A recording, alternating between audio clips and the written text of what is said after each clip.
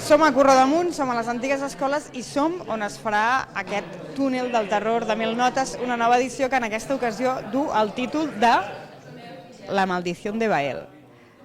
Descobrirem de seguida què vol dir això. Tenim amb nosaltres, en primer lloc, el Rafa Moyano, president de la Unió Esportiva Correddamunt. Vosaltres sou els organitzadors de tot aquest sarau. Què us aporta el club esportiu? Ens aporta poder continuar amb l'activitat nostra, que és el món del futbol, perquè, evidentment, el finançament que tenim per la nostra entitat és prou d'allò, ja que portar jugadors a Corredamunt ens costa molt. Si aquests jugadors tinguessin que pagar per jugar a Corredamunt, no tindríem equip de futbol. I gràcies al tema de l'activitat a través de 1000 notes, el finançament és possible. Si no, no tindríem activitat de futbol a Corredamunt. I a banda, us heu convertit en un referent del terror la setmana de Castanyada. Correcte. Per tant, ha estat una bona aposta, no?, la de 1000 notes? Sí, la veritat que molt bona i molt contents, i a més participa gent que és de Corredamunt. Hi ha un parell d'actors que són de Corredamunt i el Joan Garrido, que és de Corredamunt també. Doncs ara anirem a veure què ens explica el Joan, perquè està ben acompanyat, està aquí amb una persona que jo no sé si acostar-m'hi o no, perquè mireu-la. Fa una mica de por a mi, oi? Bueno, l'Emiliana, no, és bona persona, l'Emiliana. Sí, és d'aquesta finca a Santa Bàrbara, però és bona persona. Escolta, Joan Garrido, director de 1000 notes. L'any passat vau inaugurar aquesta finca amb La venganza de la tia Tonya, i aquest any és com una preqüela o una... Com en diríem això que feu aquest any? Podríem dir que és la segona part una mica de la tia Tonya, no? Però basada en un altre tipus de muntatge, no? És la continuïtat una mica, és a dir, que es mantindran personatges que la gent va veure l'any passat, però hi ha de molts de nous, amb moltes més sorpreses. Què trobarà la gent que vingui aquí sense fer cap spoiler?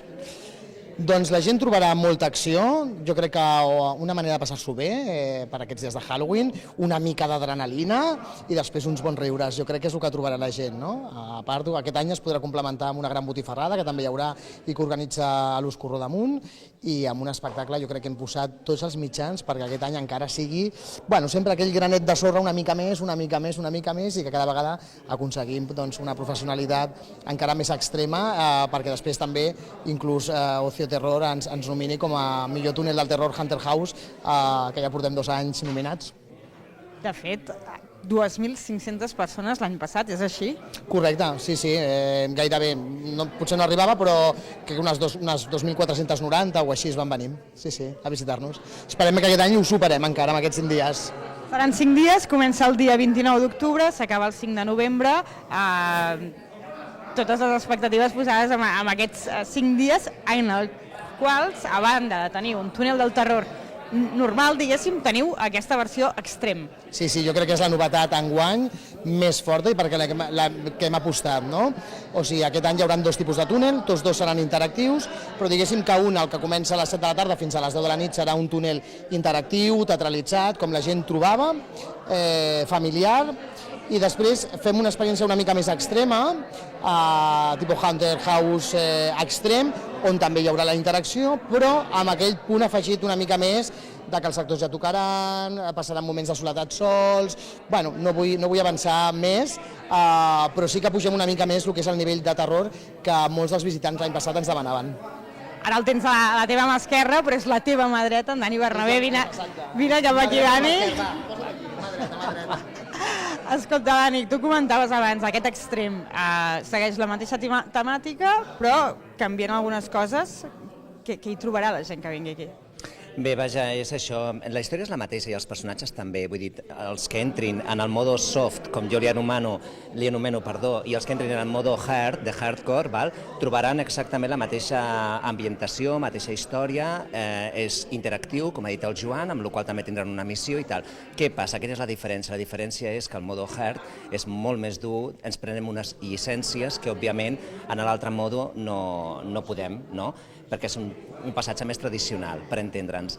I aquí la llicència quina serà? Doncs tocar, apropar-te molt, no vull fer gaire spoiler, però fins i tot et poden vomitar. Poden vomitar. Jo em sembla que la versió extrem no és la meva. Dani, sou una 50ena de persones que el feu possible, entre actors, muntatge, producció, etc. Quan fa que us hi veu posar? Ja fa temps, ja fa setmanes, això no es munta en 2 dies, òbviament, com la gent es pot imaginar. Portem des de molt abans de l'estiu parlant. De fet, ja ho he comentat a la roda de premsa, l'any passat, quan vaig fer el guió i parlant amb el Joan i amb l'equip, no teníem previst fer una seqüela, però com que d'alguna manera al final de la història de l'any passat, tal com quedava, que era amb aquesta maledicció o aquesta profecia que llançava la tia Tonya al final als visitants, vam dir, ostres, aquí hi ha una seqüela, sense voler-ho, ho vam fer, no? I aleshores aquest any l'hem volgut donar molta més importància a un personatge que l'any passat creiem que era molt potent, vam fer la presentació, però no el vam desglossar, que és aquest dimoni el Bael. Recuperem personatges de l'any passat, com és la Emiliana, que la tenim aquí, val? Quina mirada que té la Emiliana, eh? Sí, però com he dit abans, qualsevol seqüela que se precie ha d'agafar-se, ha de veure d'alguna font de la primera part, val? Llavors per això hem recuperat alguns personatges, els que van sobreviure l'any passat, val? I a partir d'aquests personatges doncs muntem aquesta història amb el dimoni. Ara bé, la gent no es trobarà la mateixa ambientació ni la mateixa finca de l'any passat. La finca sí que és la mateixa però molt deteriorada. Ara és una porta a l'infern. I el que es trobaran serà la maldat més absoluta, i això ens ha permès aquest modus més hardcore treballar-ho molt bé i desglossar-ho molt bé. Doncs aquesta porta a l'infern, que aquest any també es pot reservar dia i hora per venir, per evitar cues, es pot fer tot a través de milnotes.com, podeu entrar a la web, i el que farem des de BOTV és també reservar plaça per venir-vos a veure i sortejar qui de nosaltres entra en aquest infern.